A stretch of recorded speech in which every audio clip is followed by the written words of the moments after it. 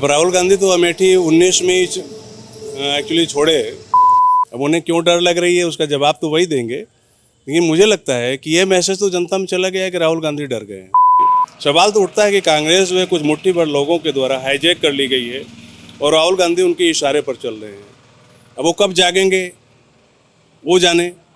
नतीजा ये हुआ कि जो सच्चाई थी उससे वो दूर होते गए, जनता से कटते गए और आज ये कांग्रेस सिमट गई है उत्तर प्रदेश में।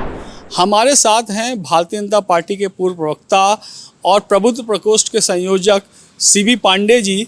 मैं उनसे बात करता हूं आज का जो राजनीतिक परिदृश्य जो इस समय चल रहा है। सबसे पहले तो पांडे जी मैं आपका स्वागत करता हूं और ये जानना चाहता हूं कि आखिर आपको क्या लग रहा है कि राहुल गांधी ने अमेठी को छोड़ ही दिया एकदम। अब राहुल गांधी तो अमेठी 19 में एक्चुअली छोड़े और हार जीत तो राजनीति में लगी रहती है। जो पॉलिटिकल पार्टी में काम करता है उससे हार से घबराना भी नहीं चाहिए। अब उन्हें क्यों डर लग रही है उसका जवाब तो वही देंगे, लेकिन मुझे लगता है कि ये मैसेज तो जनता में चला गया है कि राहुल गांधी डर गए हैं। तो क्या लगता है ये जो मैसेज जनता के बीच में जाएगा इसका फर्क रायबरेली में भी देखने को मिलेगा? देखिए, राहुल गांधी राष्ट्रीय नेता है, इसका असर केवल रायबरेली में ही नहीं बल्कि उत्तर प्रदेश के या जो हिंदी भाषी क्षेत्र में जो भी चुनाव बाकी है सब पर जाएगा। कांग्रेस ने इतनी पुरानी पार्टी है, बड़ी पार्टी है, समझदार पार्टी कर सकते हैं, लेकिन इतनी बड़ी गलती क्यों कर रही है? मैं उनका सलाहकार तो नहीं हूँ, लेकिन इससे उनका बहुत नुकसान होगा। ये भी मैं देख रहा हूँ कि तमाम कांग्रेस के प्रत्याशी या तो उनका पर्चा रद्द हो जा रहा है, जैसे इंदौर में हुआ।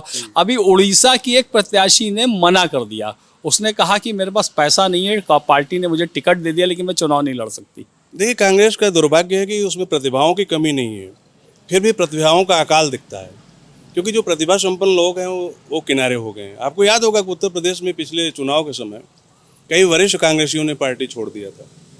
जो योग्य है उनको राहुल गांधी अपने पास क्यों नहीं रखते, एक बड़ा सवाल है। मुझे लगता है कोई भी पार्टी का जो नेतृत्व है, जब उसके पास एक अच्छी टीम नहीं होगी तो पार्टी आगे नहीं बढ़ सकती। देश का जो डीएनए है, देश की जो मानस है, देश की जो संस्कृति है, देश का जो इतिहास है, उसको कांग्रेस को सबसे बेहतर समझना चाहिए और उस हिसाब से लोगों को अपने साथ रखना चाहिए। सवाल तो उठता है कि कांग्रेस में कुछ मुट्ठी भर लोगों के द्वारा हाईजैक कर ली गई है और राहुल गांधी उनके इशारे पर चल रहे हैं। अब वो कब जागेंगे वो जाने, लेकिन जब तक वो जागेंगे नहीं तब तक उनके अच्छे दिन बहोरने वाले नहीं हैं। जब ये बात उनसे पूछी जा रही कि आपने अमेठी छोड़ दिया, आप रायबरेली आ गए, तो उसके जवाब में कांग्रेस ये कह रही है कि मोदी जी क्यों गुजरात छोड़ के बनारस चले आए। नहीं, मोदी जी गुजरात छोड़ के बनारस नहीं आए। मोदी जी गुजरात के मुख्यमंत्री थे। पार्टी ने, भारतीय जनता पार्टी ने उन्हें प्रधानमंत्री का उम्मीदवार घोषित किया और उस समय उन्होंने 2 सीटों से लड़ने का निर्णय किया, एक बड़ौदा गुजरात और दूसरा उत्तर प्रदेश में काशी, ज्ञान की नगरी काशी, दुनिया की प्राचीनतम शहर काशी।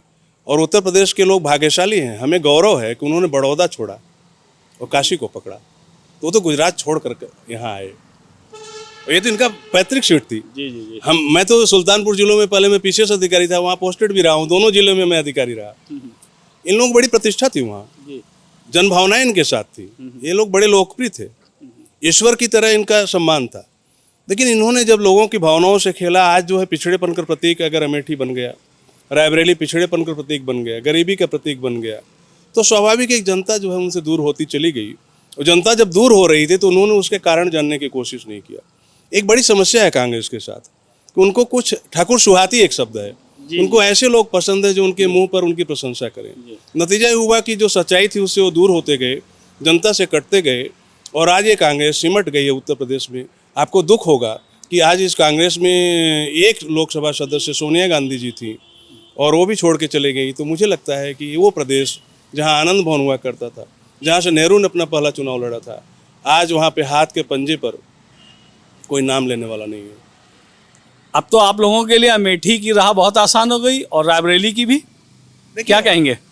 देखिए, भारतीय जनता पार्टी सेवा की राजनीति करती है।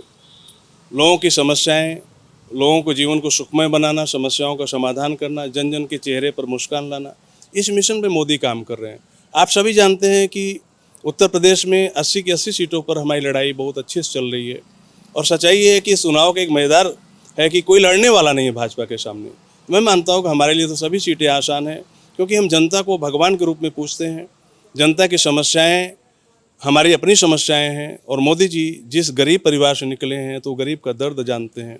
मैं मानता हूं जहां गरीबी है, जहां समस्याएं हैं, जहां पीड़ा है, वहां मोदी एक पुत्र के रूप में, एक भाई के रूप में खड़े मिलते हैं। इसलिए अमेठी की जनता और रायबरेली की जनता भी उनको खूब प्यार करती है। इस परिणाम में आपको देखने को मिलेगा।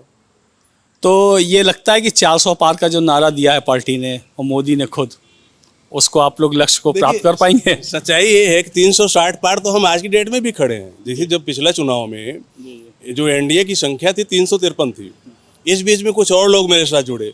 360 पार तो हम आज ही हैं, हमको 40 ही बढ़ाना है।